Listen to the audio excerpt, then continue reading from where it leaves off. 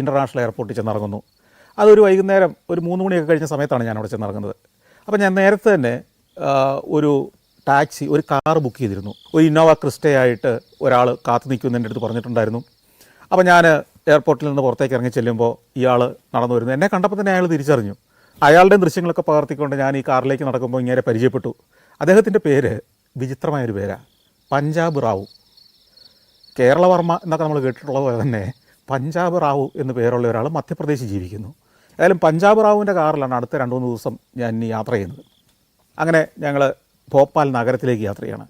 ഏതാണ്ട് ഒരു 3/4 മണിക്കൂർ അടുത്ത് യാത്ര ചെയ്യണം ഭോപ്പാൽ നഗരഹൃദയത്തിലേക്ക്.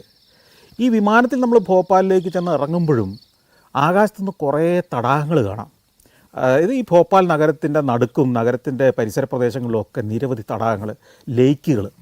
അപ്പോൾ ഭോപ്പാൽ അറിയപ്പെടുന്നതിന് സിറ്റി ഓഫ് ലേക്സ് എന്നാണ്. ദീർഘകാലം നവാബുമാർ ഭരിച്ച, മുസ്ലിം ഭരണാധികാരികളായ നവാബുമാർ ഭരിച്ചൊരു പട്ടണമായതുകൊണ്ട് തന്നെ ആ നഗരഹൃദയത്തിൽ ഓൾഡ് സിറ്റിയിലൊക്കെ ധാരാളം കൊട്ടാരങ്ങളുണ്ട്. നവാബുമാരുടെ കൊട്ടാരങ്ങൾ, അന്നത്തെ ചന്തകളുണ്ട്. കൂടാതെ മുസ്ലിം കമ്മ്യൂണിറ്റി വളരെ കൂടുതലുള്ള ഒരു നഗരവും കൂടിയാണ് ഈ ഭോപ്പാൽ. അങ്ങനെ ഞങ്ങൾ യാത്ര ചെയ്ത് ഭോപ്പാൽ നഗരഹൃദയത്തിലേക്ക് അടുക്കുകയാണ്. ഈ നഗരഹൃദയത്തിലേക്ക് എത്തുമ്പോൾ അവിടെ നമ്മുടെ ഡൽഹി ജുമാ മസ്ജിദ് പോലെ ഒരു മസ്ജിദ് അവിടെയുണ്ട്. ഞാൻ ആ മോത്തി മസ്ജിദ്